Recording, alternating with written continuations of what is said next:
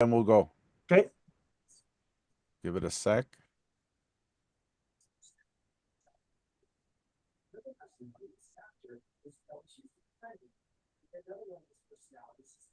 And we are live. Hey, hello. Bonjour.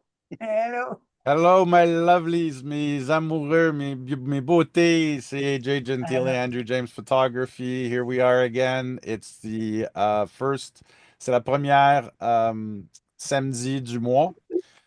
Comme promis, nous allons faire notre soirée de table ronde. This is our first Saturday of the month. It's our round table. I have my co-hosts here with me, Uncle Bob. Hello. Hello. C'est me, Uncle Bob. And we have host Mark.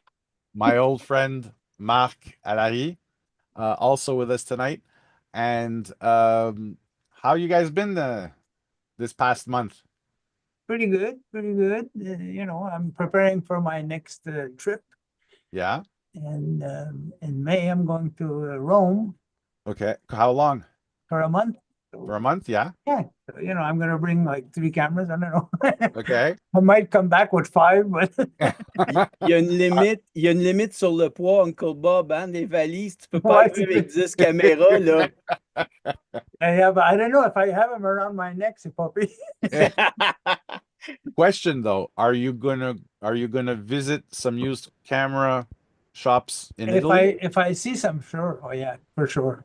Yeah. For sure. I would be interested to have an Italian Nika. Oh, yes.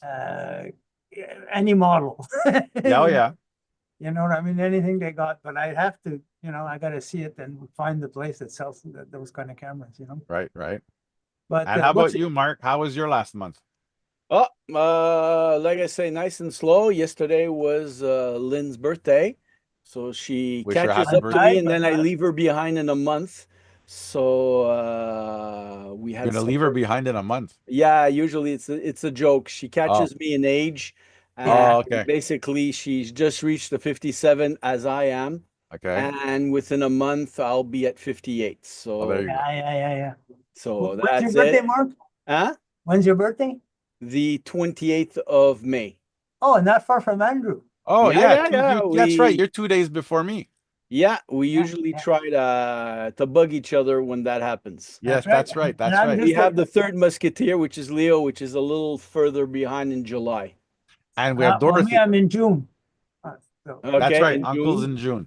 Yeah, I'm in June. So, and I'm going to be a little bit older than you guys.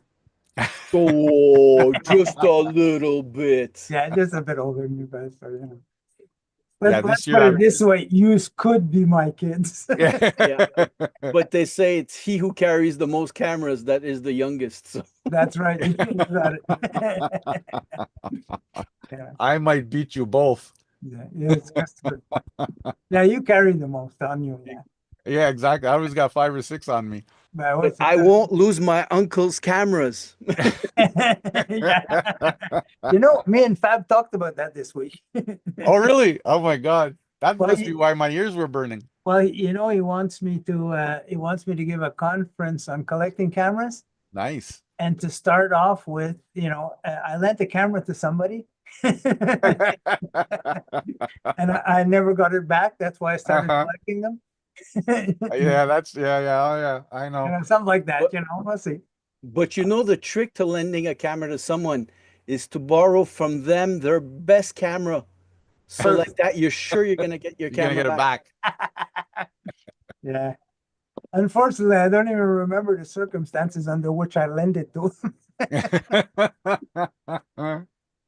Oh, speaking of which, before we continue, faut que je lance un remercie à le club de photos de Mercier qui m'ont visité au magasin Gosselin ici à sa Rive-Sud, where I did j'ai fait une conférence sur la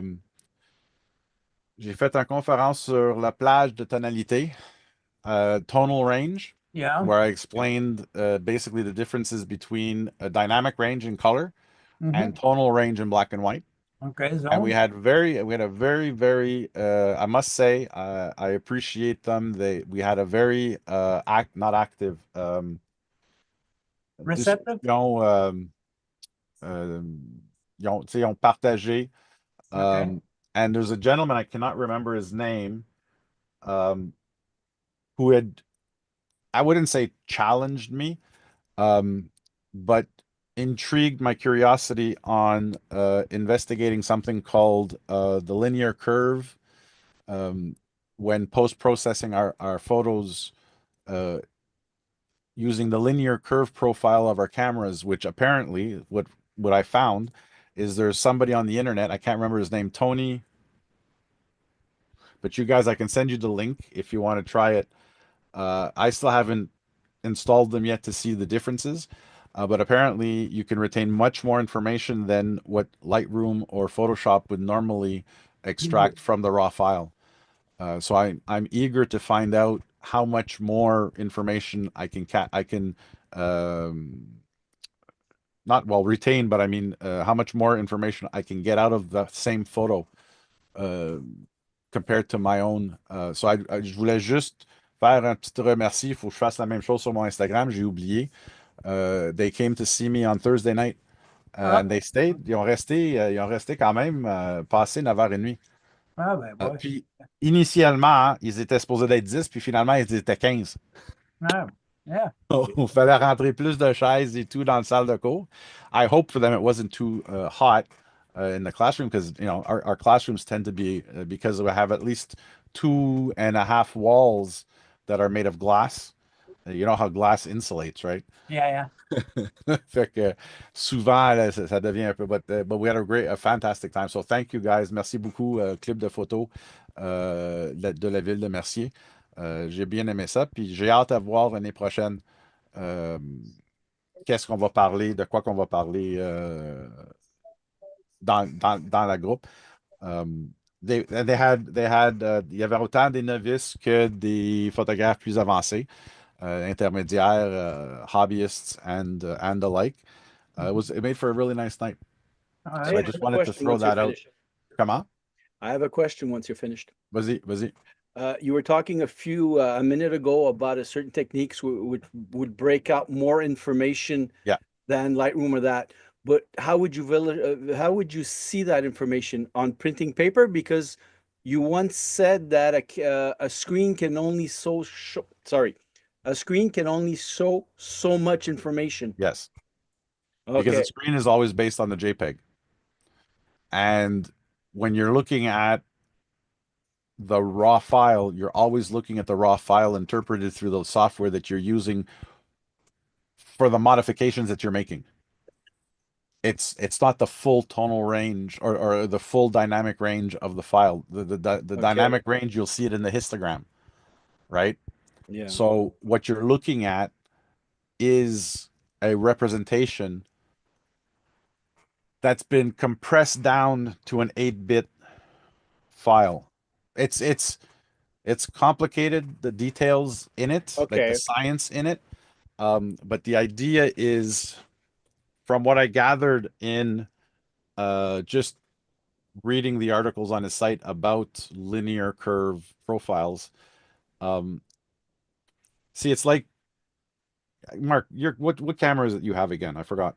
I have the Canon 5DS. So you have the 5DS. Now the 5DS, I believe, was somewhere in the 2010s. I would believe so. It's Okay. between the Mark III and the Mark IV. Yeah, so that'll probably be around 2010, 2012. Theo, you have the ZF, Yeah, I have the ZF, which is which was last year, 2020. Yeah, 2024. Yeah. 24, 23, right? Yeah, 23, So 24. evidently, Uncle and mine is 2018. Okay. The dynamic range between Mark's camera and Uncle's camera is probably easily 2 to 3 stops difference in Uh, that. I would say so because I have a Nikon D 5300, Yeah, which is about 2008, 2010, right. and I've when I went to Costa Rica last time, that's the camera I brought Right. because I haven't used it in a while. And I says, yeah, I'm gonna take, you know, I'm gonna bring it out and use it. Right. When I got home and I started to look at the photographs, they're okay. They're okay. They're not okay. But I saw the difference between that and the ZF. Now the difference in dynamic range is the fact that Uncle ZF captures more information in the highlights and in the shadows than the Series 5000, the Yes. 5300. Yes. So the dynamic range in itself is larger. Yeah. Contrast is better. Contrast is better, exactly. Yeah. And you can, because you have that much more information, you can play more with the photo. Absolutely. Right. It's like, for instance, taking a, well, I mean, technically HDR? when we shoot digital, we're shooting the equivalent of a slide because we're always shooting a positive. Yeah, exactly. Yeah. And this is the reason why it's more important to save the highlights, the whites, than Yeah. it is to save the shadows and the blacks, because you always have more information on that end of the scale. Yeah. Okay. Yeah. A lot of times, like for instance, I have an A7 III, which actually has 12 point, if I'm not mistaken, 12.4 stops of light. It captures 12.4 stops of light. 4 years later, Sony brought out the A7 IV, and it only has 13 stops of light. Mhm. So, in essence, the camera that came out 4 years later came out with mechanical upgrades. But as far as the sensors go, between 2018 and 2020, holy crap, it's been more than that. It's 2018. 2022. So 4 years. Okay, so 4 years difference. The sensors themselves didn't get all that much better Mhm. in as far as how much, and I believe, in my honest opinion, the reason is because evidently the materials we have are just not capable of reaching a point Well, where it can capture more stops of light.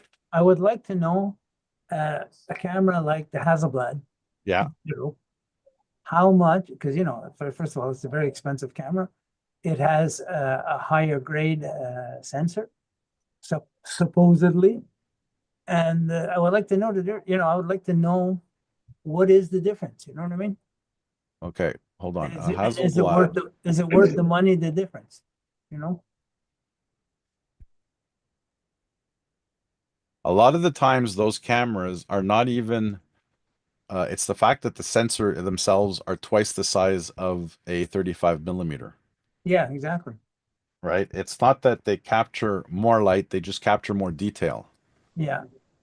There we go, dynamic range. So the dynamic range of an X2D. You see, actually, I stand corrected. The X2D 100C Yeah. captures 15 stops of light. Okay. Okay. Mark, you said you had the Canon 5DS. Canon. Well, how come I'm in caps here? Canon 5DS dynamic range.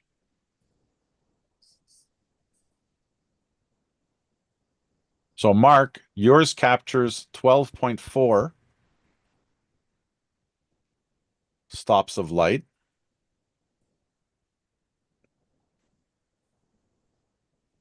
The And Nikon ZF, whoops, ZF, not ZX. ZF dynamic range has been the boasts a dynamic range of around 14.5 to 14.7 stops. right. It's nearly The like the Sony Hasselblad. It's close to the Hasselblad. Yeah, exactly. Mine is a 7 Mark III dynamic range. Mine boasts 14.7. Now, my 14.7 came out in 2018. How about the Uncle 5300? ZF came out in 2024, and it's still at 14.7. Yeah. How And it about just, yep, go the ahead. 5300? Yeah. The 5300.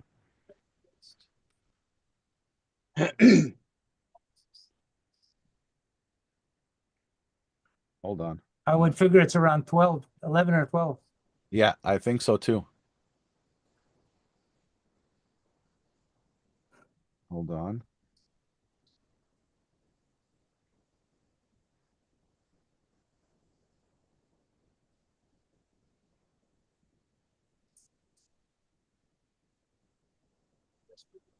Oh wow, I'm disappointed. Okay, sorry.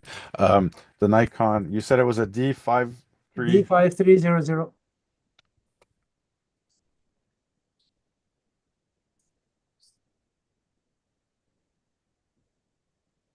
Oh, I know why. Okay. Ah, actually, how much did you think it was? See. I figured it was around 11 or 12. Okay, so believe it or not, Yeah. and this is weird. Believe it or not, in portrait, Okay. you're looking at, well, that doesn't make sense. Oh no, wait, that's color depth. Okay, no. Landscape dynamic range is 13.9. Yeah, but I wouldn't have given it that much. No, I know. I wouldn't have given it that much. Yeah. But Yeah, 13.9.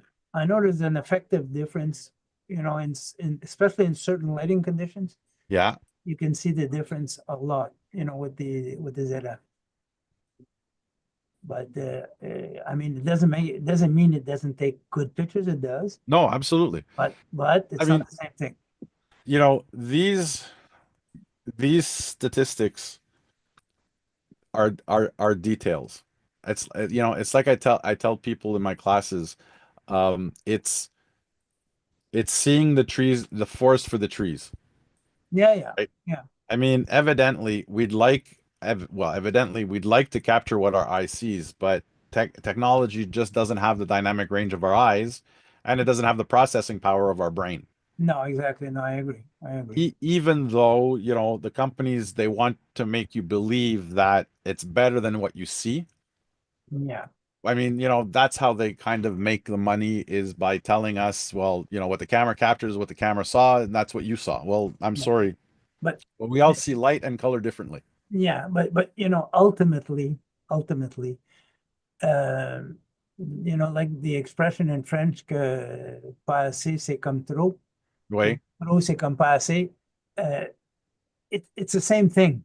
Yeah, I mean, listen, à un moment donné, the ultimate story is the picture we're going to take, exactly.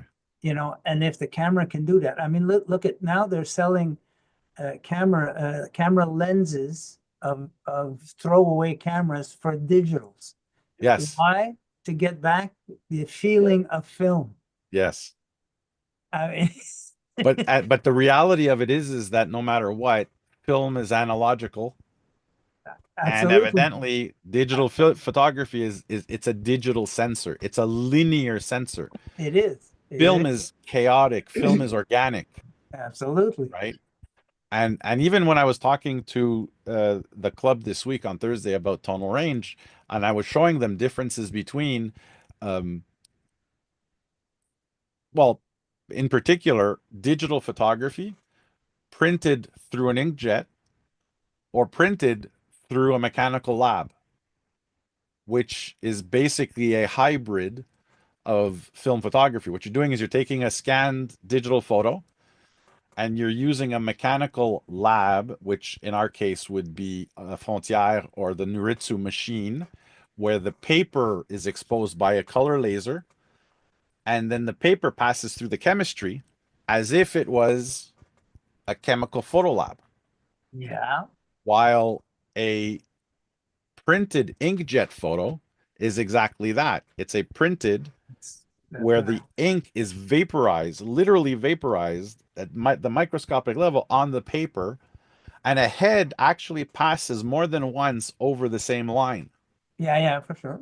You know what I mean? Because it's got to fill in all the all white the colors. spaces, Yeah, exactly. to get all the colors. Yeah, And it's also why we say that through an inkjet we can attain the best color rendition of our files, because it's at such a microscopic level mhm. that it produces more contrast, it produces more saturated colors than what the chemical process gives you, because evidently the chemical process is limited to what's in the paper.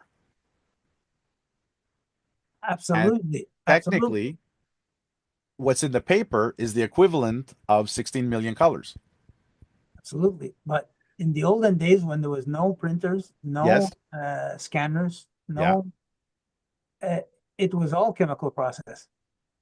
It was all chemicals on the paper, That's eaten, or no, not eaten is not the right word, put to life by the chemicals in the tray, exactly. you know, and we still got those colors. And that's We still but got the colors and the dynamic range and everything, absolutely. And you'd see, you come from the generation before the mechanical labs, right? because when were you at Shutterbug?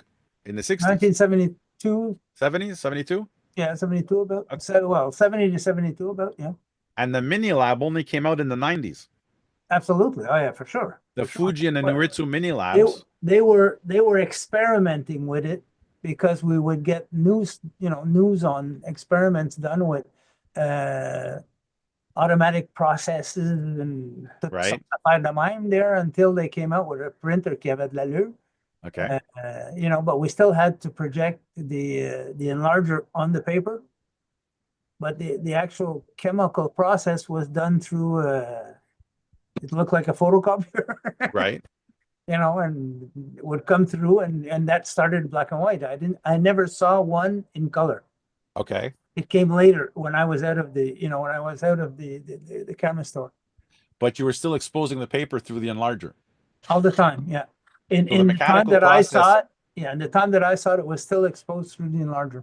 and the mechanical process was the chemistry process, That's right. Yeah. going through the developer, the stop bath, the fix, That's the up. That's up. wash, and so on and so forth. And in theory, it would come out half dry. Okay. It would come out half dry, and then we would either put it on a dryer if it was a glossy print, or we would just hang it. Hang it if it was Yeah, if it was a matte matte print. print. Yeah. I would have loved to see that process, because Personally, I liked it better when we did it in the darkroom ourselves. okay, I did personally, but like I say, it was the beginning of that automatic era. right. So maybe it wasn't perfected in the times I saw it. It wasn't fantastic. You know what I mean? And I didn't see the color version of it. I only saw the beginnings in the black and white version of it. Okay. When I did start developing color, I mean, I did it in my darkroom. I didn't do it, in other places. You know what I mean? Right. And I wasn't working anymore in the store. So, Okay. you know what I mean? I did it on my own. When did they start coming out with the C21 process? Oh, You mean Years after 41? that? 60, The C41, you mean? The C41? Okay. yeah, see, color film? Yeah. color, that was in the 50s, Yeah, that was in the early 50s. 60s, the end of the 50s. Yeah. Okay, but Bob, the way you were saying is you processed black and white film. It's because Yeah. you weren't processing color, or the techniques where But you were. at that time in 70 to 72, that's when I worked in the stores. I was only doing black and white then. Okay. I learned slides first. I learned Cibachrome, and then I learned printing C41. Well, developing and printing. RA, yeah, RA4. Yeah. The paper process is called RA4, which comes RA4, from that's it. Yeah. C41. C41 was a negative. But Yeah. I mean, I only started that like in 78, 79, see, towards the end of the 70s. Because I was also learning as I was going along, you know what I mean? And everything, Mark, even the C41 at the time, technically, the process of exposing the paper was all through enlargers. Yeah, It wasn't through a laser head that scanned over the paper Yeah, Okay. that it is now today. yeah. But See, then, now- Bob, I'll ask you. Yes. I was born in 67. Okay. So I remember my parents taking film to different companies and things like that. And well, you had a lot of people showing up at your places with films. So if you're processing one image at a time, Hello. it's a lot of Hello. work. You It know, exactement. was a lot of work. Okay. But you see what we do, what I would do is, and I still have them right here behind me, is I would make contact sheets.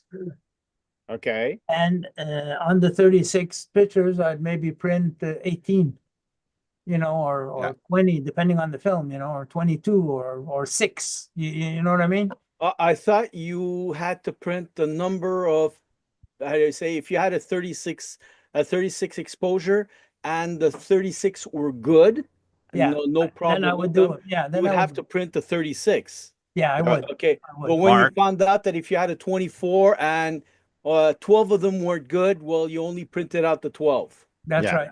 That's But right. Mark, Okay. understand that mass production, right? Back in the day, the parts of the film that weren't properly exposed were skipped. So if you had a 36 exposure and only 18 are good, then you only get 18 prints. The lab is not going to print 36 exposures with the difference. You know what I'm saying? Because it's just a waste of paper and it's a waste of chemistry. Okay, I understand that, but also it's sort of a good way to show the photographer. I know that we had all the instant cameras and all of that, and no one shot properly. Not a lot of people, how do you say, took the time to learn to really manipulate your camera correctly. Yeah. But it would have been a nice way of showing you took 24 and they're all black. So it's Oh no, like, no, but wait a minute. We did give them the full rolls. Like we gave them the films okay. Yeah, we would give it with, to, yeah. like, for instance, if I show you this roll of film, okay, this 120 here. Here there's a gap here. There's a gap here. There's a gap. There's two gaps over here, right? So we give back the full roll cut so that it fits in these Carriers, cellophane whatchamacallit, negative print carriers. files, right? But we only spent time on what was good. So 1, 2, 3, 4, 5, 6, 7 out of 12 shots. Or sorry, 7 out of 16 shots. Okay. Okay. See, you were gonna show you had Yeah, you had I'm gonna show, see, this is the contact sheet type of Yeah. thing.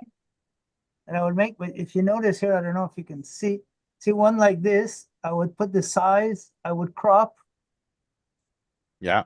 see, I would crop it. But of this sheet, I might have printed only 12 pictures, You know what I mean? Okay.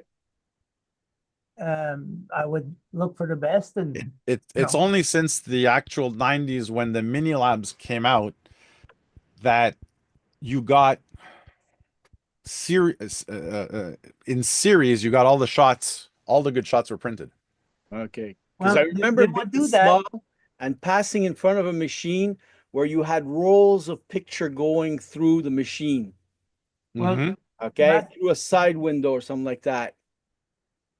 they would do that because in commercial lab, they wanted to sell you, they would print anything that's printable. They Yes. don't care if it's good or no good, or, you know what I mean? Anything that's printable, they would print it because they were charging you $12 or whatever to print 36 pictures. Yeah. Okay. You know what I mean? So if it was black, they print you the black picture. That's it. You know what I Okay. mean? And you had to be Sigma careful Darb? too. Yeah, You had to be careful too, right? See, because Yeah. the photo labs that had the mini lab in the window, in the store window, yeah. and in those days we were a little bit less, say. So if somebody took half a roll of nudes, I'm gonna tell you a story. I'm gonna tell okay, you a story. I worked at Shutterbug for 2 years, and the Shutterbug in Côte de Neige, we would, check the quality of the developed pictures. And once a month, maybe we'd get a new set. Then they moved me to Atwater, and right in front of the old Forum. We had a shutterbug there too. Once in a while, we would get a normal picture. Most of the pictures were nudes. And it was interesting to see when the people came and picked them up. Yeah. I get it. The I get it mentality with of different things, because I was mostly direct film, if I remember well, when my parents used to go. yeah. Yeah, so I'm probably got into photography a little later on than you guys because of those processes that I don't know of, you know. I Mhm. get called, believe it or not. Okay, Mark.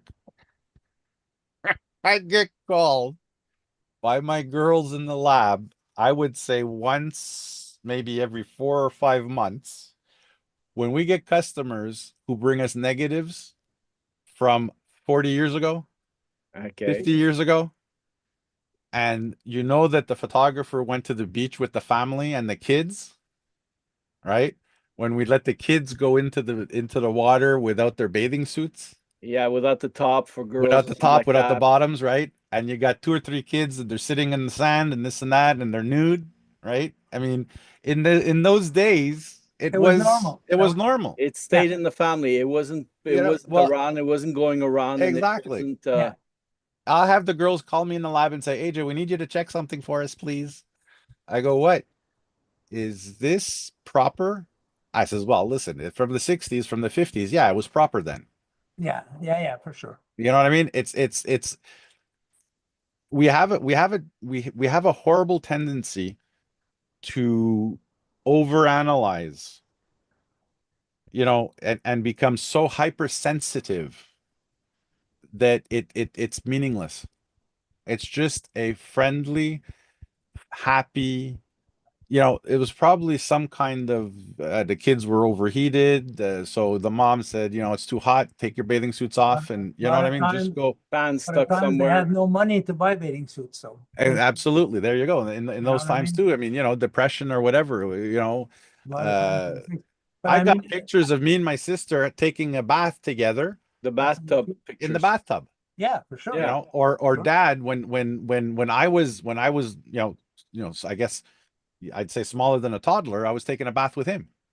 Yeah, for sure. Yeah. Absolutely. Take it with Yeah. it. Absolutely. Today it's we've become so sensitized on our appearance and on our, you know, we've Well, lost, you we've know, lost the context. We've lost the yes, context because, okay, yes, there are pedophiles and there's all kinds of people out there.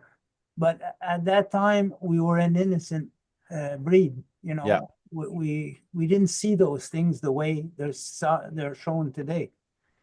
So, it was normal. I had two sons. I took baths with them. I took, yeah, it was exactly. normal. There was nothing bad about it at all, and in my day, I remember taking a shower with my father, and even once I took a shower with my mother. That I remember. Well, So, wait, you know what I mean? We're taking a shower. No, we're not. We didn't yeah, fixate on the negative. exactly. So exactly. You know what I mean? And today you have all kinds of things. I mean, see, And evidently, but also because of the bloody internet, right? yeah, We've become a global civilization, yeah, right? So we're more informed of what's going on in the world, but we still lost that capacity to be able to segment what is happening here, and does what's happening out there affect us here? You know what I'm yeah. saying? But it comes back to, like I said before, we have to put things in context, and Yes. and because of the internet, it's hard to find the context sometimes. And I mean that in the sense that we think the context is the way we live, but it's not Yeah. always the way It's we not live. always. It's the way other countries live, other people who have, no food or have no You know, money or have you know what I mean? a lot of I in my head I constantly fall back to, let's see, you're gonna when in Rome, do as the Romans. When in Greece, do as the Greek. Yeah. Here in North America specifically, we Don't do as believe Trump does. that everybody should live the way we live, Yeah, which absolutely. is wrong Oh Yeah. yeah. because we're not living their lives. We're not experiencing their lives. No, Things exactly. are very much different around the world compared to here in North America. And yet, for some stupid reason, North America is supposed to be the example set on the world. Not anymore. And not anymore. Not Not anymore. anymore. We see this. We've been seeing this for the last 6 years. That's right. I have to Right? go for 2 minutes. I'll be back. Yep, no problem. No problem. But you see what I'm saying, Mark? Yeah. And I experienced this in my own immediate family. Right? I mean, evidently we're all brought up differently. Different families, different cultures bring up their offspring differently. So certain things that might be accepted in my family are not accepted in my in-laws' family. Yeah. Right? But then again, when you go into somebody else's home, you respect their ways. Yes. Right? I have many friends who are Mediterranean. I have many friends who are Indian. So I'll never forget the first time I was invited to an Indian friend of mine. We're talking, you remember when I used to work at the hardware store with my dad? Yeah. Well, my boss at the time was Pakistani. Beautiful man, beautiful family. Completely respectful. But they had their traditions, the way they ate at the table, right? They didn't use necessarily utensils. They were very hands-on with their food. Yeah. Now, me being an outsider, right? Well, I We don't do follow their that. customs. I learn what their customs are, and I learn why their customs are the way they are. Yes. I don't walk into their household and judge them because they're different from me. Well, we have an open mind here in Canada. We're a little more open-minded than certain other places. We still have our faults. We have our faults, right? We Because we judge still really think that quickly. our way of life is the proper way of life. We judge quickly. We do. But if we take time to breathe through the nostrils a couple of seconds, sometimes we learn something that's incredible or that's Absolutely. fun or that you may want to incorporate in your life later on. It's like before, how many say, if we go back 20 years ago, the different types of food we were exposed to. Oh, Hey, for sure. we had le pâté chinois, shepherd's pie. Right. We had the spaghetti, we had the hot dogs, but how much have we moved? Some of our favorite meals are Vietnamese. Yes. And we're exposed through my son because he likes a lot of different types of foods. We're exposed because my son comes back and it's a rule he has to cook a meal a week in our home and things like that. So he comes back with different things and says to me and to Lynn, well, hey, I would like to try this. Are you game for it? There's some meals that when he proposed it, I sort of went a little side-eyed, but then I go, yeah, okay, go for it, Anyway, But but that's also in each of us. It's being brave enough to say I'm going to try something new. yeah, But if you're going to try something new, you have to, and not encompass, you have to assimilate the whole experience. yeah, Right. Um, when I eat Asian food, my parents or my dad, taught us at a very young age how to use chopsticks yes, because evidently using a fork and a knife at a table for an Oriental or Asian person is not accepted. That's where the chopsticks come from, right? hmm But and even my kids, when they see me with using chopsticks and we're having Chinese food, they're like, I would never forget Abby. Oh, I want to learn. So evidently we did whatever we could to show her how, with the and it's not to say elastics. that it's just more respectful to the people who you are visiting. I've changed something in my life. Instead of when I'm exposed to something, instead of saying it's no good, Yeah, my answer will be I do not personally like it. exactly. And you know what? What you just said there is extremely important to understand in photography. Because the big mistake that I've come to realize over especially the last 11 years that I've been teaching with my job is that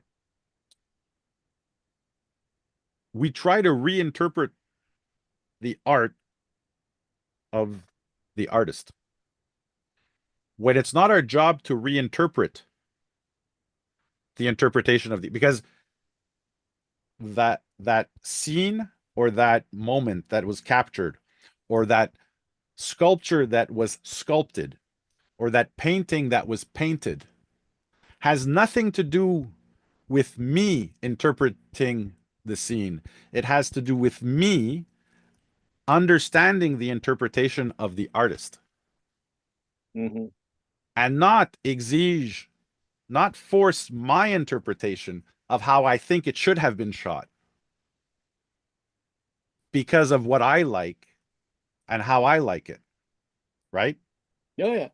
Well, you have to make that that difference between interpretation and opinion. And I've realized this just in the last few months. I would even say through the last few months of me visiting certain photo clubs, right?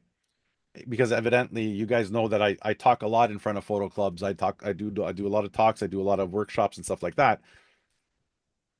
And evidently I see a lot of, like, as a photographer, right? We tend to we learn how to Observe. see what's going on around us, Yeah.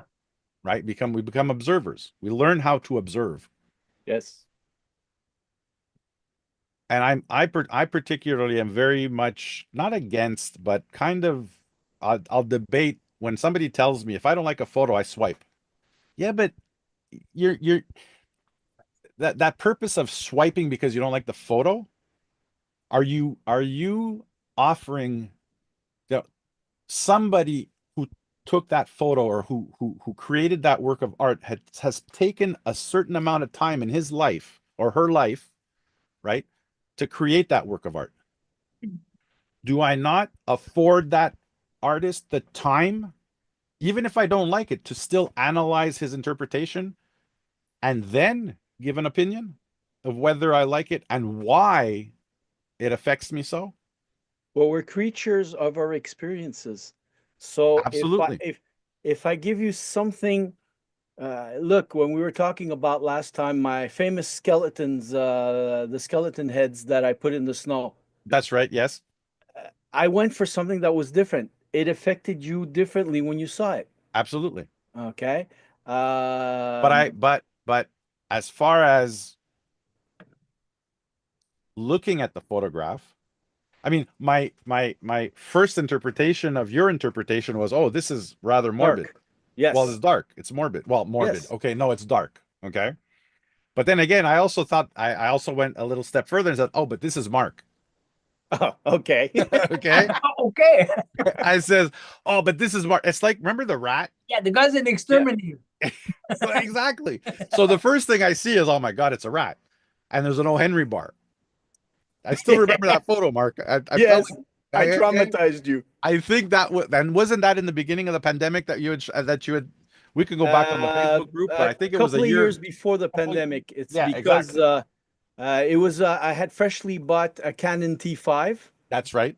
and I had bought a used 75 300 zoom lens, There you go.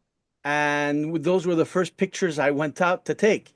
Right. And it's my world. It's the way I used to work and things like that. And a lot of times when you talk about an insect or an animal that's not considered in the realm of beautiful, a Yeah. horse, a dog, a cat, people say it's ugly. Right. But yet, if you take a few seconds to admire the animal and see how it's made, yes, the rat has an image tied down to it of being in the sewers, of being unclean. Right. That removed. You have people who have pet rats.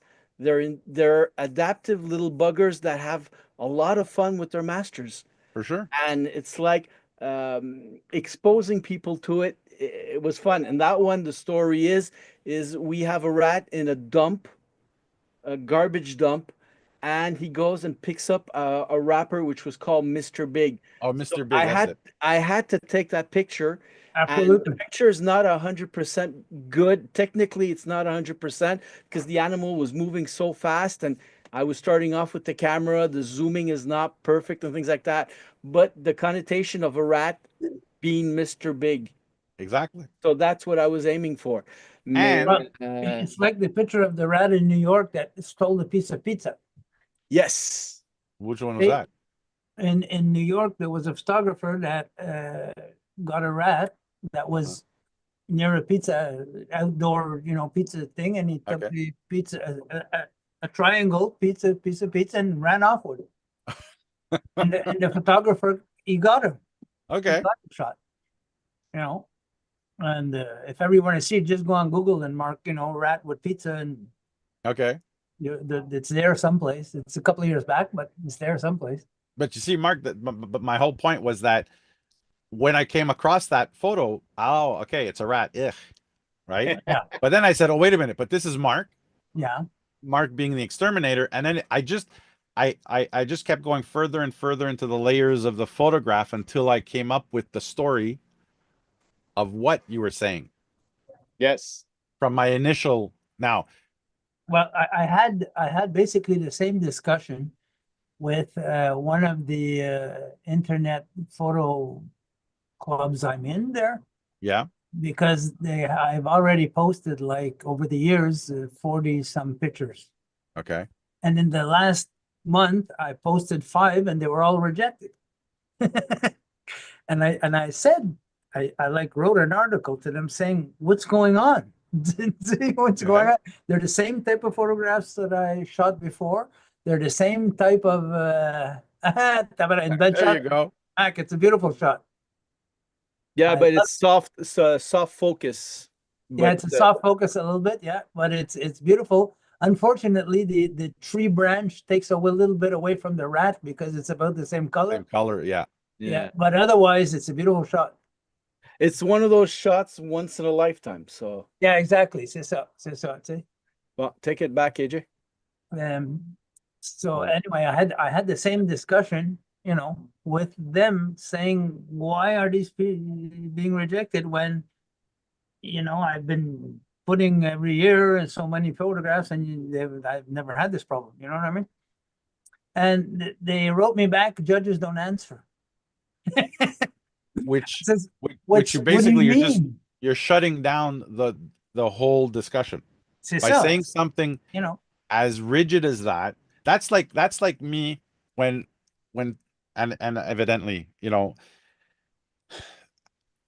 the time that I've become an instructor or no, I don't say a prof because I'm not a professor. I'm an instructor. I'm a trainer. Okay. Yeah.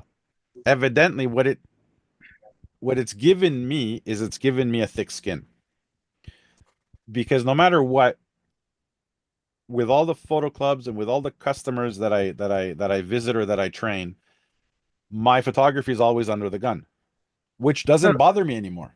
No, absolutely. But when I started in photo clubs in 2006, right, in the St. Lambert Photo Club, I was, I didn't like showing my work because I didn't like hearing what other people had to say about my work. But I was also taking the creative criticism wrong. I was taking it as personal. Yeah, it's personal things. Yeah. You know what I mean? Which when you become part of a community like this, you have to get beyond that, and you have to see how are people interpreting, or are people understanding my interpretation of the story. And if they're not, that means you've made a mistake. Yeah, absolutely. Or they're not in the right mindset. Or they're not in the right mindset. You get up in the morning, you had a fight with your with the person you live with, you tried to cross the street, someone splashed you with water, and then AJ shows something with like a waterfall. But wait a minute now, Mark. That again is your interpretation of something that's already been pre-interpreted. So your feelings of the day should not reflect. It can change your opinion, yes, but it shouldn't touch the photograph of that artist or the artwork of that artist. No, I agree. I agree, and I Disagree. disagree. Yeah, a little bit. Hey, Uncle Bob, Yes, let's stay together. yeah, a little bit yes, and a little bit no. Because listen, there are bad photographs. Oh, absolutely. There are bad photographs. It's not, if it's a little bit like, when we tell our children when they're 3 years old and they're drawing, and you say, "Oh, that's great." Yeah, You know what I mean? And it's not great. You know no, what I'm saying? absolutely. It's a little bit like that, We say it to I'll Yes, support them. disagree. I'll disagree. It's not great by your standards. By the child's standard at that day and at that, that moment, it was probably the best picture he could have done. yes, I agree. Which is the But same thing with a photograph. So it's like I'll come up and I'll show something to AJ, and then I'll say, "Well, what do you think?" Well, Mark, you've done basically technically this error, and this error. Yeah, I don't mind AJ when he critiques my photo because he gives something to say why he doesn't believe in yeah. that picture at that moment. Maybe I'm not using the right words, but you'll No, understand. I understand. I understand. But at a certain point, at that day, my experience of being a photographer was at that level. If I look back at pictures I've taken about 8 years ago, some of them basically I get a lemon taste in my mouth, like, but I did that. Yeah, that's it. I get it. Mais I get it. We all did that, though. c'est ça, ça l'évolue. You know what I mean? And I Yeah, think when you do become a photographer, I'll let you talk there, AJ. I'll let you it's okay, talk. don't worry. When you do become a real photographer and you're starting to take pictures for you and not for everyone else, that's it. you can expose some of your pictures. And if someone comes back and doesn't like it, you'll say, well, hey, I didn't win that one over, but I'll win someone else. And I use a dicton that I've heard, which is not everyone's going to like my picture. I aim for 1% of the world. Well, Hang on, I'll be right. So Keep we're going. 80 million. okay, no problem. But in all fairness, I want to say that place that I was talking about before, where the judges said, the judges don't give answers. One of them wrote me personally, but not on the site. Okay.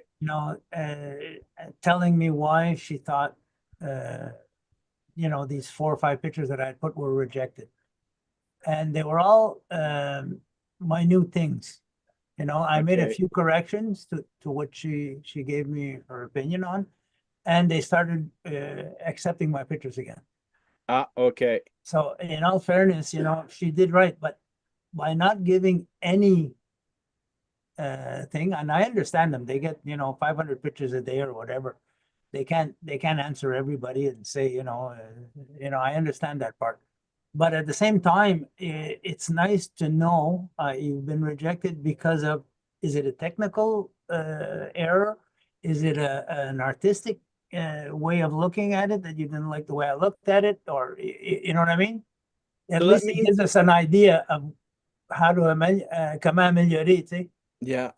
Then that means I have a question for you, Bob, especially you. Okay. If I break out a picture that you've taken 30 years ago Mhm. and we reprint it today, do you have more trouble having that picture accepted with the mentality that's changed?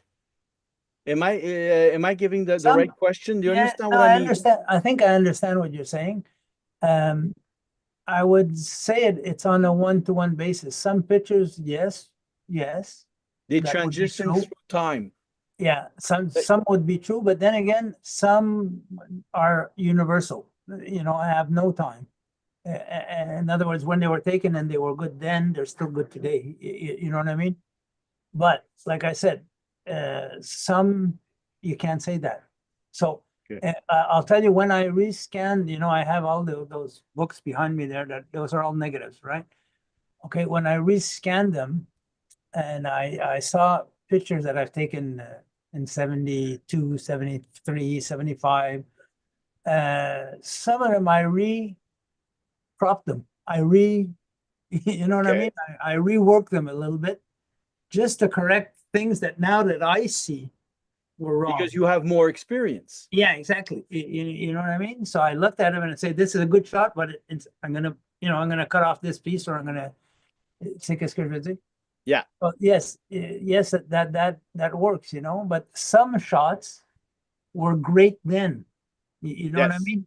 Like the one you lost to a journalist, which Yes, with the exactly, car exactly. going over That's the right. hill. Absolutely.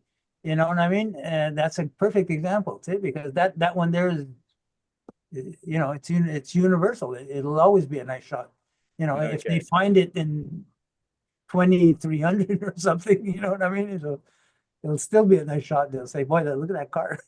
But we have a society that how do you say, like AJ said, scroll to the left, and Yeah, everything seems to be moving so fast that everyone, they tend to scroll to the left really quickly yeah, or scroll to the right. I don't know which side is which, because I know one you accept and one you refuse. I don't know which one it is.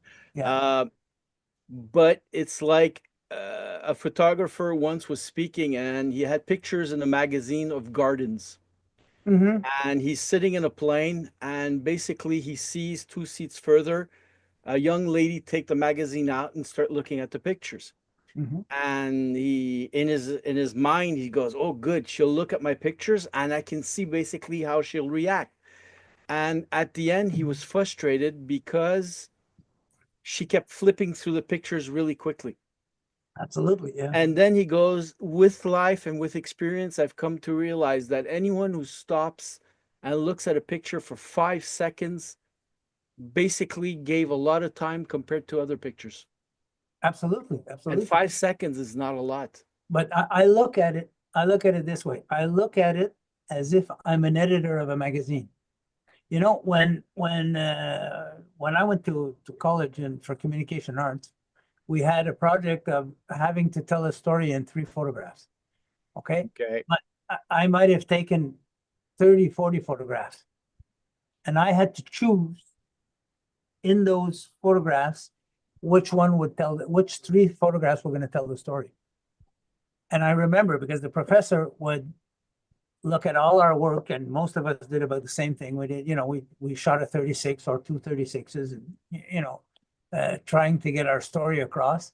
And he didn't want to choose it. He wanted us to choose it and present him with the last 3 photographs telling the story. Okay.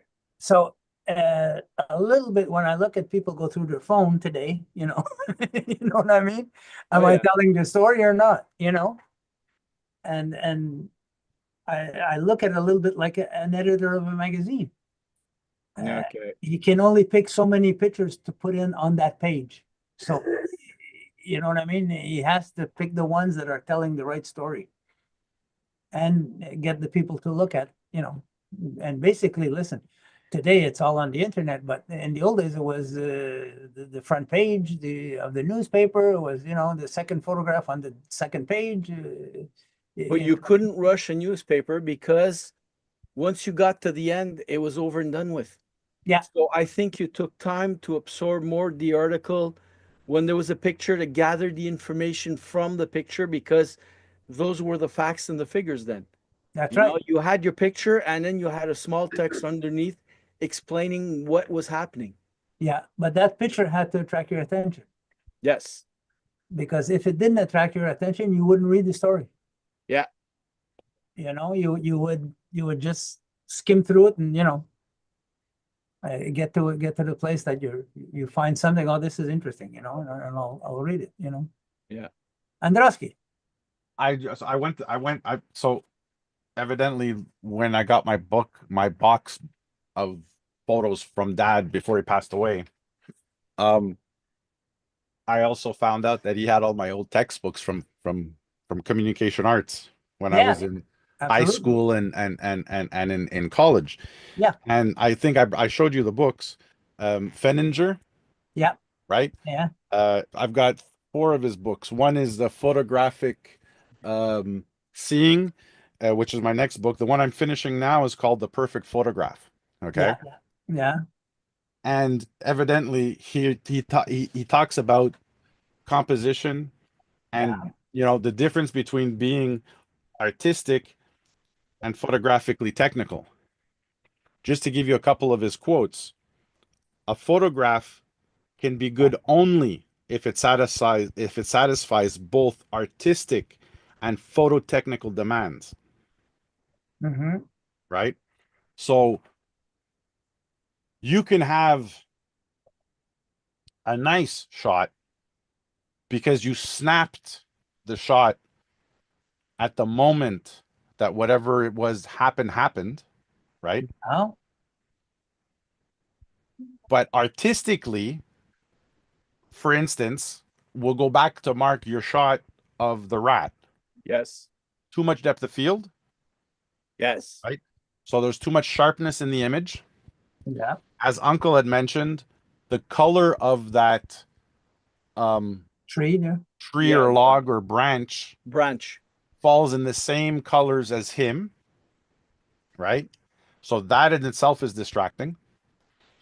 And technically, all you needed was a larger aperture to be able to get a little bit of blur in there. But go back to your shots and see, did you shoot an image just before or just after that particular shot where he might have been Better place. better placed versus that background? Unfortunately, I say my pictures are approximately all the same, and some of All the them same in what sense? about all the same. Oh, you mean there the are series? some. It was how do you say? It was a series of pictures taken when he was with the rapper. Okay. So basically, the range of his movements versus the rapper, Yeah, yeah. it's We're small, minimum. okay? Yeah. And some which would maybe better represent what you just told me. Well, the image is so soft that the focus is no good, say, because I was Okay. having trouble focusing and this and that. So he was moving so fast that basically it's between shots where he rested that the image came out clearer. But Okay. those shots came out while you were saying the branches in back and certain No, movements and things like for that. sure, it's not an easy thing to control in that No, context. absolutely. It's not easy. What you would have to do probably is a little bit of post work.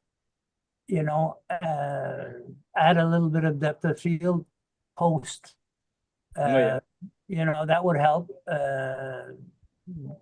I'm not sure about the contrast part, but there's probably something that could be done with it a little bit to bring out the rat more than the branch. You know what I Yeah. mean? Oh yeah, there's some work. It's a JPEG, so basically there's not that much information that I can get out of No, yeah, no, the- exactly. I understand.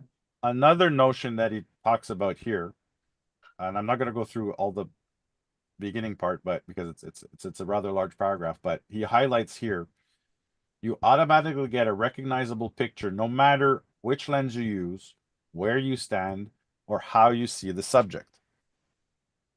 But you get a good picture only if you do these things intentionally.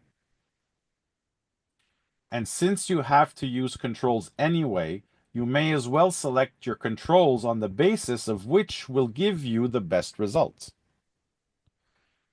So, as much as there's a certain amount of chance in photography that you fall at Absolutely. you fall at the right moment, For sure. as an observer, you can anticipate. And this is what, as a photographer, you need to learn to do is how to anticipate and read. You know how they say read the room, yeah. Yeah, right? For basically, people yeah. who have no filter, right? You need to learn how to read.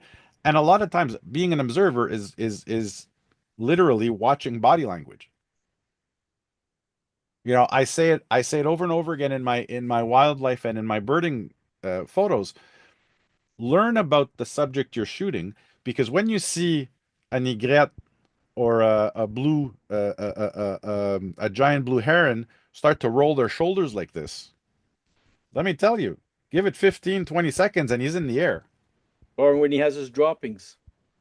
Or when he has his droppings, right? Or when he starts cocking his head like this, he's looking to fish, Yeah, absolutely. right? Yeah. So you learn how, and evidently you have to become observant because by not being observant and saying, "Oh, I missed the shot because I wasn't ready." Well, yeah, but you should have been ready. Well, And technically you don't have to, and technically you don't have, we're not searching for perfection. We don't want to be perfect. We want to be excellent. Get the best shot you can get of that moment. Mark, you had put something on Andrew's site and on the club site too about the lenses. And the same picture is taken with different Oh focal- yeah, if you go back about a week ago, I think. the 28th of March. Yeah, I find that was an excellent way of showing how the photographer has to make a decision. Yeah, it sort of explains, AJ, when you're using a Share it. zoom and you compress, Share it. and if you're using the size of your lens, how it'll affect the person. Like example, when we talked a few weeks back of my hands being extra Oh, yes. large, extra Right. large. If I Yeah, would have taken exactly. the picture instead of taking with a, I think it was 24 millimeter, or I Instead of can't 70. remember. Yeah, that's right. If I would have used closer to 80 or 100, maybe it Yeah. would Would have have been different. a Exactly. sweeter spot. So yeah, when I saw that on Facebook, well, I posted it onto the site. So basically, they show the different lenses and the compression first, Yeah. Yeah. and then after that, they show a young lady and they're exposing the face and how the face basically grows bigger and things like that. So Technically, the only okay, this I call this the boule de quille. yeah, Yeah. The only time somebody gets to shoot me and make this boule de quille a basketball is when I do an exercise with them that takes them from the 70 millimeter to the 50 millimeter to the 35 millimeter to the 24 millimeter to the 16 millimeter. And I tell people, when you shoot me, shoot this. So at 70, you're 12 feet away. Yeah. At 50, you're at 10 feet away. Because the idea is that you This fill This is exactly what that shows. exactly. Yeah. And at Hey, Mark, 24 that's exactly what it millimeters, shows. my nose comes out, my eyes become Absolutely. baseballs. Yeah. I have literally the dark circles around my eyes, Mhm. and my jowls are literally wider than my crown. I could do a beautiful picture with that on Photoshop. Okay. No, A bobblehead. Well, yeah, exactly. Right. Yeah. But I do that exercise to explain to people why we have different focal lengths and why some focal lengths just will not work with certain subjects. Yeah, exactly. Absolutely. Absolutely. I agree. And it's not to say that it's wrong to use other focal lengths. It's to understand that you're breaking a rule for a reason, because you absolutely want that emphasis on that part of the person. Like when you look at a musician, right, who's sitting on, or a drummer sitting on his stool, right, with his legs out towards the photographer, and his feet and the sticks are bigger than the guy's head because the perspective is so low to the ground, the angle is so wide, you're making him look like a god or her like a god, right? Mm. Because the proportions change. Yeah. Understanding why those proportions change makes you select a better use of that focal length for that particular reason. Not just because it's a, excuse my language, bloody trend on Pinterest and all portraitists use 24 millimeters to shoot a portrait. Exactly. Because Okay. listen, why But has Alex is not here. why Sorry, has go ahead. why has it been deemed that the 85 millimeter, the 105 millimeter are better than the 70 millimeter and the 135 millimeter for portraits? Well, we want to put the subject in the best light, and you don't want a young lady or some lady that's a little older. You tend to want to give the best representation of your subject. You don't want to make her feel bad because the photographer didn't take the right lens. That's right, absolutely. Because sometimes these little shorter lenses, even if it's only 20 millimeters or 15 millimeters difference, causes a distortion. Yes, Either itty, either smashed if it's too big, that's right. And I look at a 105 compared to 135, and I prefer the 105 for general portraits, even street photography. The And 135 will do something, but it's pas même chose. See? and uncle, Yes. when I got my, when was it? It was the F3 or was it the FTN? No, it was the F3. I had told uncle, sometimes Mama Denis, when I Yeah, have he something likes delivered to like, the store, he likes to I, push my buttons. I take a picture on my phone and I text it to him. Hey, look what I got. Yeah, yeah, it's And at this point, I had gotten my 24 millimeter. Yeah. And it's Uncle Bob who challenged me because I told him, I says, I'd never use this for portrait, or I would never use this for street photography because it's too wide. And when people are too close, they're just completely distortioned, right? He challenged me. He says, you know what? Give me a month. Shoot just your 24. Just shoot the 24 millimeter. I says, well, I'm not going to use it for street. It's too wide. I'm not doing architecture. I'm 35, 50 is my go-to focal length when I do street. He says, no, nephew, try 24. Stay at 24. He says, you'll learn what you can do. The champ de vision gives you, the field of view gives you, and you'll see what how close things have to be to really be distorted or to correct for that distortion. Absolutely. And I took him up on it. And I actually left the damn lens for 3 months on my camera. Yeah. I didn't go back to my 50. Because it's not a portrait lens in the studio. No. But it can be a great portrait lens on the street. Not only that, but environmental portrait. Absolutely. Because you distorted the face a little bit. Yeah. To back in the street scene. Exactly. You know what I mean? You have more context. Yeah, it's not something I would shoot in my studio. You know what I mean? Because in my studio, when I do portraits, I use between 75 and 105. On the zoom, and I play with that way. But depending on the person, also. Yeah. And even in I would say the last 3 years that another Alex that I did the wedding photography with, lastly, the last 3 years, I rarely ever used my 24, even if groups of people were no more than 10 or 12 people, 2 rows deep, right? And if I had the space, evidently, I would leave it at 70 millimeters and I would just back up. Absolutely. I think that's a mistake that a lot of people do, AJ. They'll have a zoom 7200 or something like that. Yeah. And I'll place myself in front of you. You're my subject. Yes. And I'll play with the zoom. That's right. I want you to fit inside the background I want, and I'll take the picture. Exactly. Instead of saying I put it at 85, and then I use my little feet to either move forward or move back until I get the background I want. Well, by the time I do all of this, I keep missing the beautiful shots. Yeah, but it's because that's the beginning. Yeah, exactly. In the beginning, I agree, you will miss shots. But the idea is that you learn what the focal length, and people who just have zooms, I tell them, get a piece of tape, a gaffer tape that doesn't leave, or masking tape that doesn't leave le col. Yeah, okay? Gaffer tape. Stick it at a certain focal length and use just that focal length for an hour. Empêche-toi de tourner ta bague. Okay? Because the first thing you have to decide is how much smash you want or how much distortion you want. Exactly. That's the first thing you have to decide.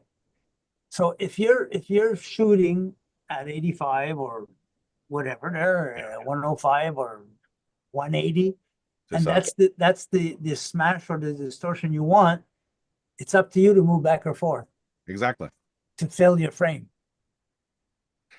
In the 50s, there weren't many zooms. In the 60s, there weren't many, and the zoom, les plages de zoom, okay, were nowhere near the range of zooms we have today. 2470 never existed. No. 3570, yes. Nikon's first zoom was a 4386. There you go. 4386. And je vais dire, 4386, when it came out, we said, no. Yeah, exactly. We said, no, we're not going to do this, And the 100-500 never existed. You had a 500, and Yeah. most of those 400, 500s, 300 millimeters were mirror lenses. Yeah, They yeah, weren't yeah. they weren't shoot through lenses, No. right? Um, Well, my kit in the 70s was a 24, 50, 105, and a 200.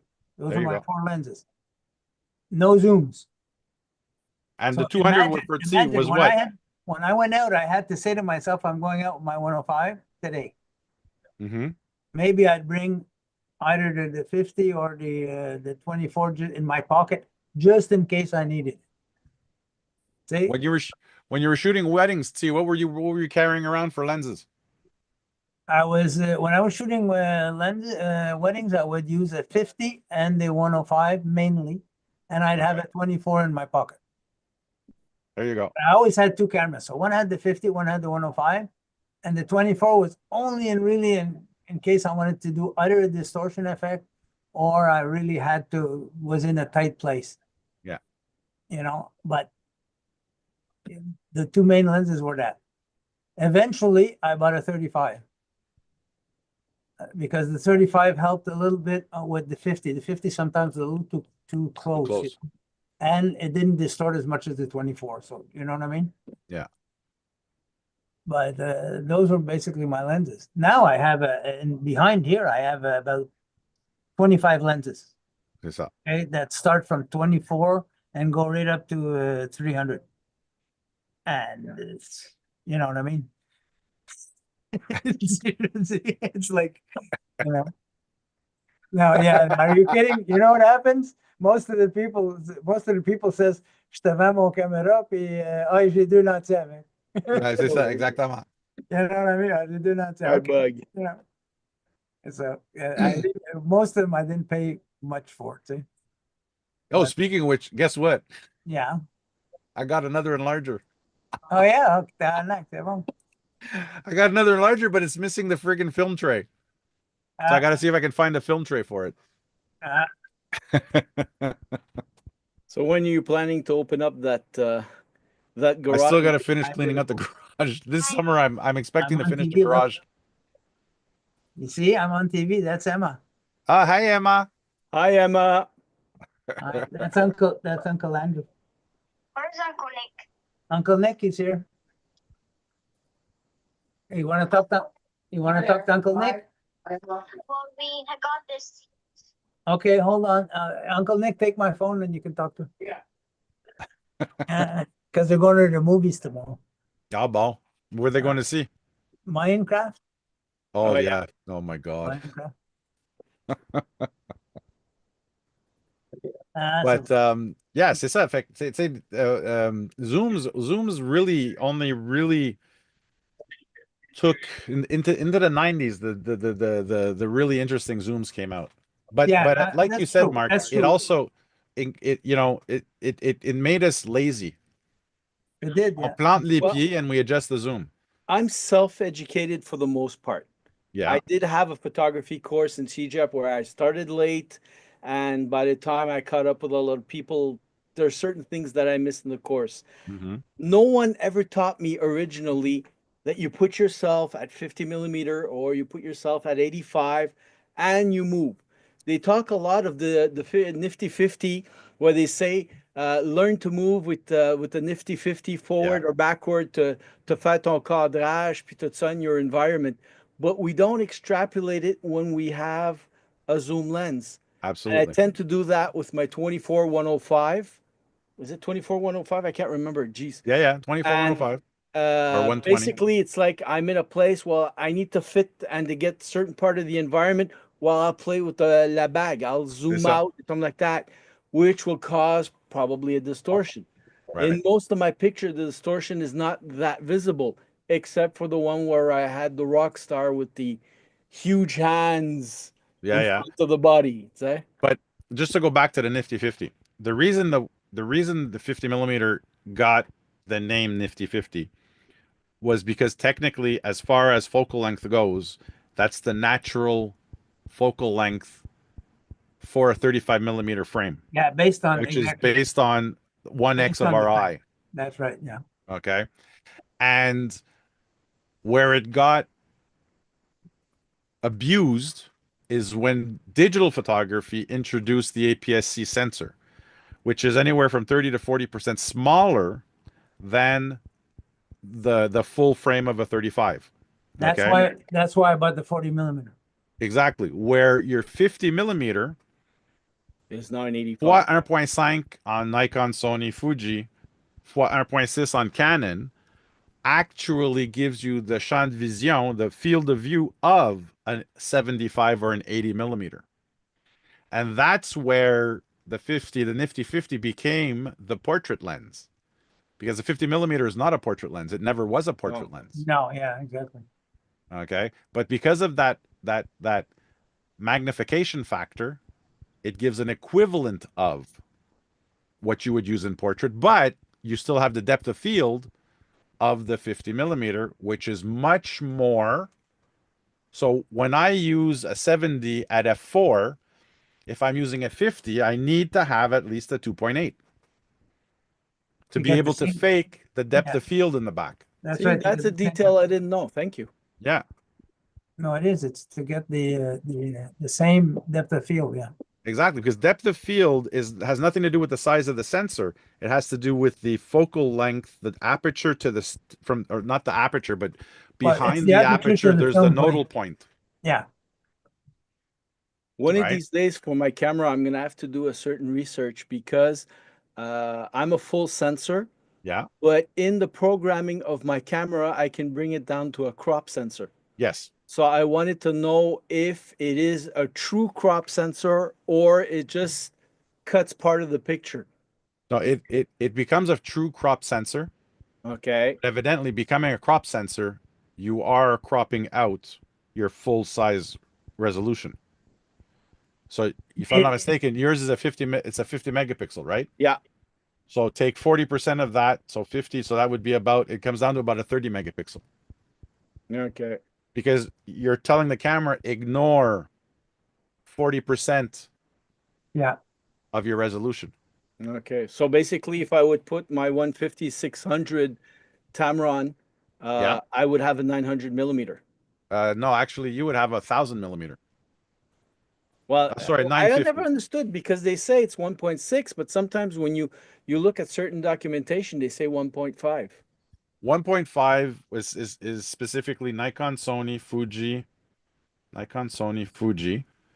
Canon is 1.6 because they always went for a little bit more focal length. And then evidently Olympus and Panasonic are half frame. They're micro four thirds, which are they're 2x. So they're twice the size, two times smaller than a 35 millimeter, than a full frame. And as much as everybody thinks or wants you to think that medium format digital is medium format, it's not medium format. It's actually 2 times bigger than a 35 millimeter, where medium format is actually it's 3.1 or 3.2 times bigger. Yeah. Okay. Okay, there's no sensor that measures Not 6 yet, yeah. centimeters, not yet at least. Yeah, not yet. Exactly. Yeah. But ultimately, once you have 25, 30 megapixels for what we do in general, Exactly. you know what I mean? Because the other problem with the megapixel war is, you have to understand that the size of the sensor doesn't change. It's always 36 millimeters by 24 millimeters. Now, the megapixel war is simply how many pixels can I fit into that surface? The Yeah. problem is that if I fit more pixels, well, my pixels are smaller. So Yeah. there's more chance that they're going to blow out with light because they just can't capture as much light as I've lived with a 24 megapixel since 2000. When did the 24 megapixel out? Since 2006. Yeah. No, sorry, that was a 12 megapixel. So that would be 2008 or 2009. And I've never had a problem with a 24 megapixel. No, exactly. Exactly. Well, anyways, you can't show it on your screen more than that, and I believe Exactly. what did you say? The eye can't pick it up more. Oh, no, the eye can't. The can't. eye can't resolve that power. No, and So That's the beauty of the brain and the eye, because the brain fills in a lot of missing information. No, but I mean, you with a 24, 25 megapixel, you can still do a 3 foot by 4 foot. Oh, for sure. Yeah. And it'll still be decent. So Exactly. that's the advantage of getting my camera versus a 24. With I can take my picture and put it on the side of a building Yes. versus Not someone even, who could not have to even. keep- No, I Mark, be know I'm careful. exaggerating. Well, no, not that. It's that when you print large format, you don't need as much resolution as you would need in a smaller format. Okay. Example, when we print 4x6s, 4 inch by 6 inch, technically we try to get the most resolution possible in because that photo is so dense with information. You need to have the micro, like the most minuscule resolution because like how can I explain this to you? Printing, right, has evidently each printer usually has 3 resolutions. It has a normal resolution, which is usually somewhere between 300 and 360. Mhm. Then you have a high resolution, which is usually actually our printers at work, Canon printers, it's a 600 is the low resolution, 600 DPI, 600 dots per inch. Mhm. Medium resolution is 1200. High resolution is 2400. Okay. Technically, if I'm printing anything under 8x10, I would use the highest resolution. Because if I tried to use it at a large, like a 24x36, and I've done it, okay, at 2400 DPI, dots per inch, that print took 45 minutes to print. Okay. And you can't see the difference. So it's a waste Well- of material. So it's a waste of ink Yeah. and a waste of time. I'll give you an example. You know those trucks that have pictures of, the whatever the company. Oh, yeah. is doing? Perfect. I wanted to do that on one of the Broadway trucks. And I spoke with the guy who does it in Tlabatant. He says, I need a very special resolution. I said, what resolution do you need? And he says, well, I need 300 DPI.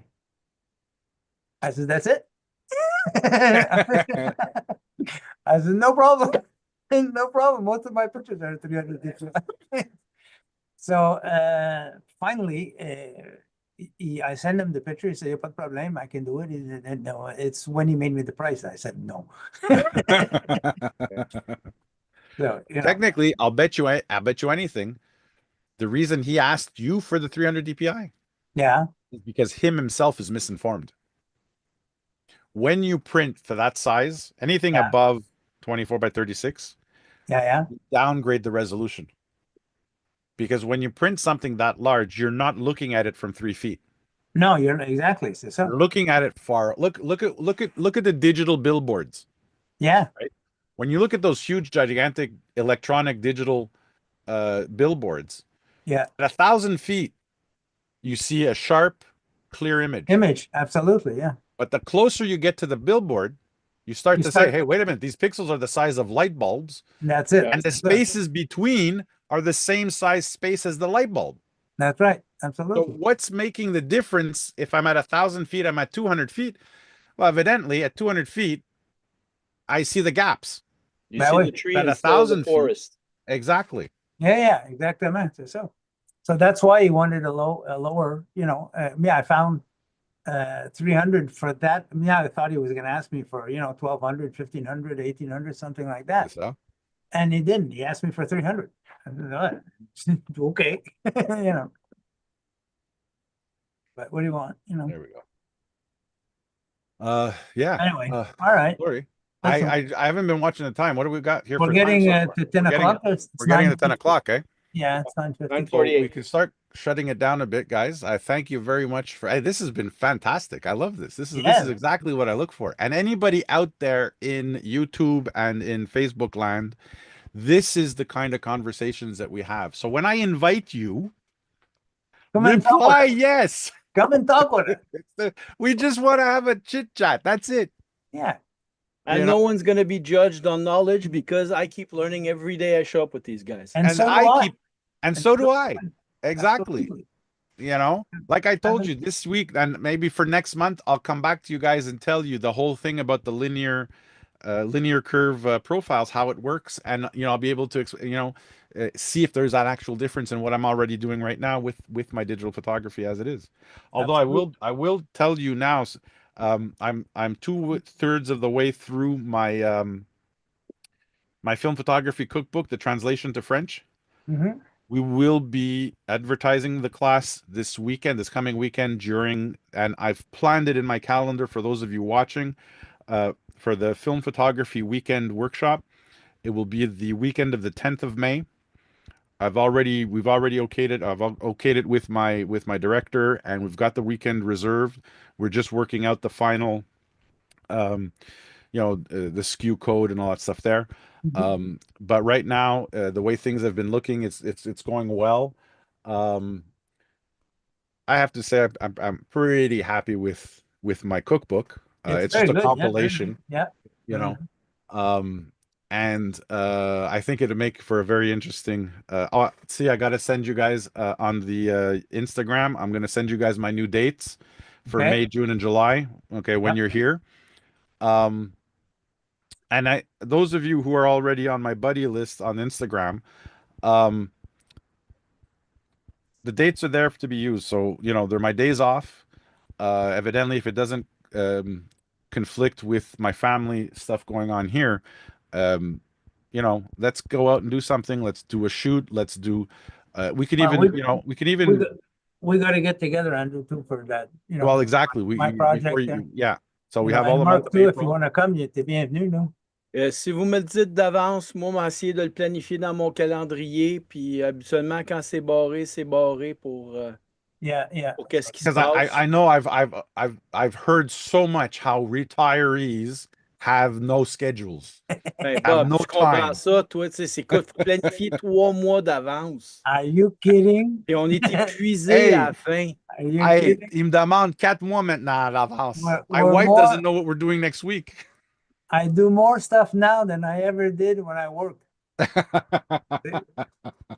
Before it was secardé. Every day I'd go to the office, I'd go do my work and come back home and, watch TV and fall asleep. Now Now you're all over the place. I'm everywhere. I play guitar, I do photography, I go out, I Eh go oui. to movies, I do all kinds of stuff now. So it's weird. What do you want? But I guess, that's what it is. Anyway, Anyway, gentlemen, merci beaucoup pour une a très belle plaisir. soirée. I Yeah. appreciate your time. I appreciate you guys.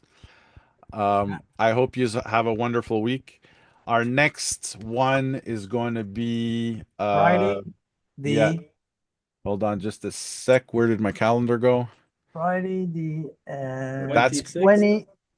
25th of April. 25th. That's right. That's the photo review for the April. Facebook groups. Yeah. And the week after that, on the Saturday, the Saturday will be the 3rd of May. again another round table. Yeah. I'm going to see if I can get a few more people in here too. Luco was supposed to be here tonight, but he couldn't make it. Mais là, Because Luco, on va en profiter pour le dire aussi. Je pense qu'il y a eu une modification pour l'exposition Oui. de Rivière-des-Prairies. l'exposition de Rivière-des-Prairies. Il y avait une adresse qui avait été spécifiée. Juste retourner sur le site. Il y a eu des problèmes techniques là, avec le bâtiment. Je n'ai pas toute l'histoire, mais ils ont été obligés de déplacer les lieux de où l'exposition va être. Alors, si vous êtes intéressé d'y aller, c'est d'aller voir la nouvelle adresse sur le site de AJ. Bob, si tu veux juste être sûr que l'adresse modifiée a été mise, parce que je pense que tu... Oui, ça a été mis. Alors, Mis on the club RDP. Là. Bon, mais c'est beau. Alors, ça, c'est de la belle photo si ça vous intéresse, là. Puis, Ouais. on a un club qui est pas mal varié. Cette année, j'expose pas. J'ai eu des petits problèmes qui ont retardé qu'est-ce que je devais faire, puis tout le kit. Mais c'est un club qui a beaucoup de styles différents Ouais. et ça fait une bonne qualité de photo. Alors, chaque fois qu'on a une exposition, le monde qui quitte, il y a beaucoup de monde qui disent qu'ils sont heureux d'être venus. Absolument. Fantastic. Je vous félicite, je vous félicite. Évidemment, I wanted to be could pass by tomorrow, but evidently I'm working. Um, so, I wish you guys all a wonderful vernissage. And congratulations on you guys are constantly exhibiting, so that's fantastic. Well, that's the fun of it too, you know.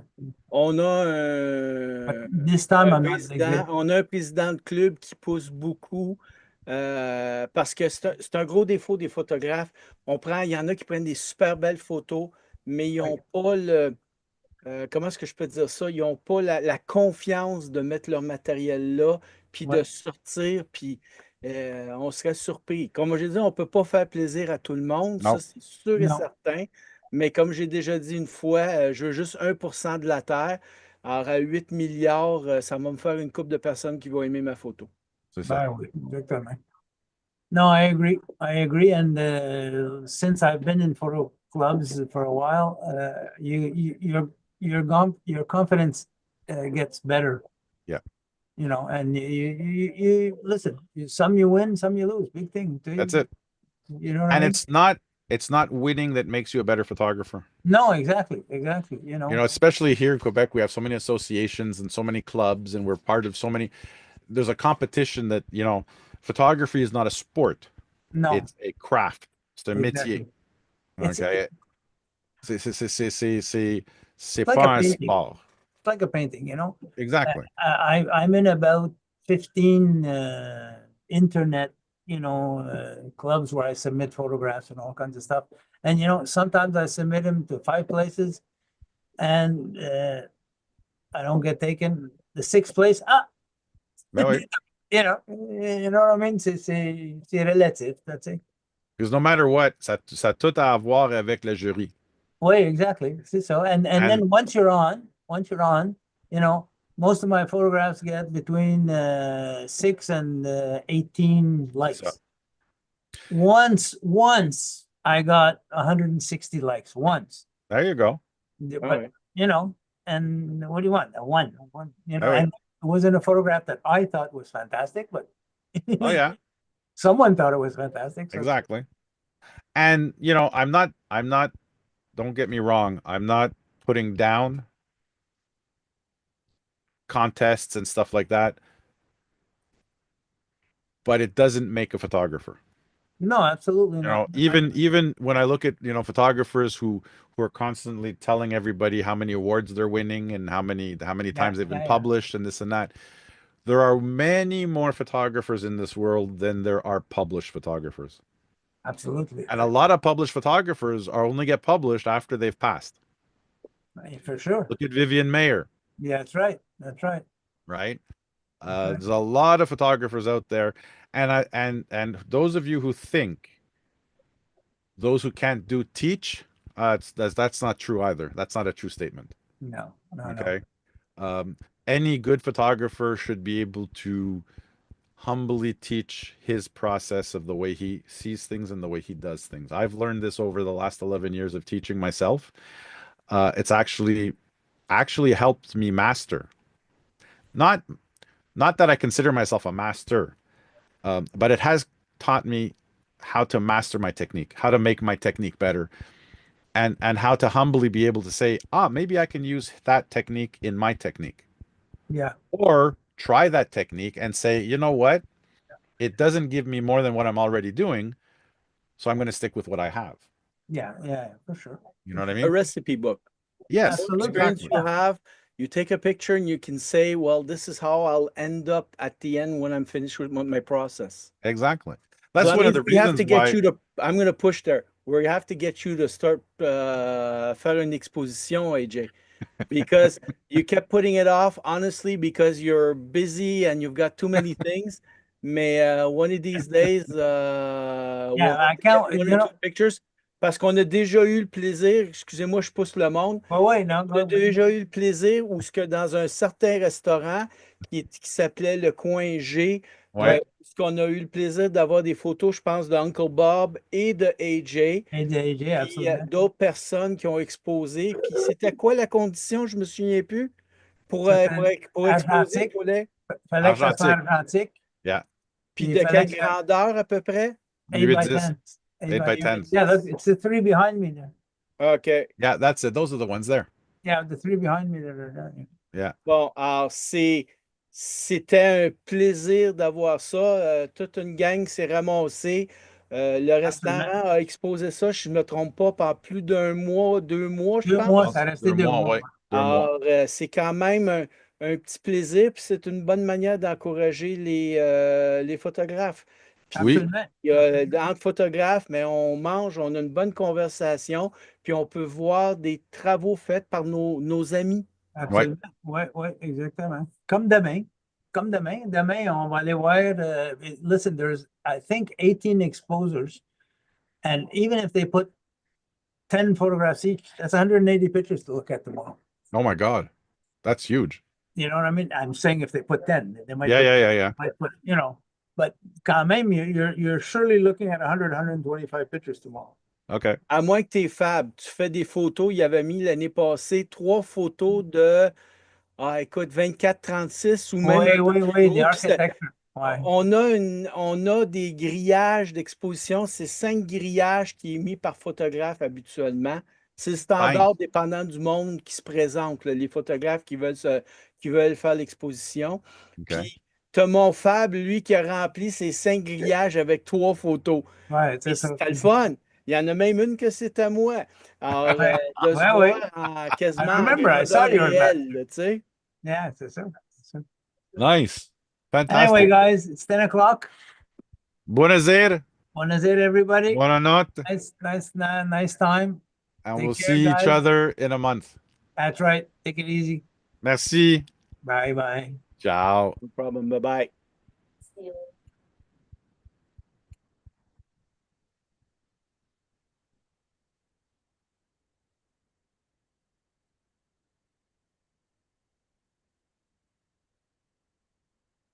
Ciao, Mark.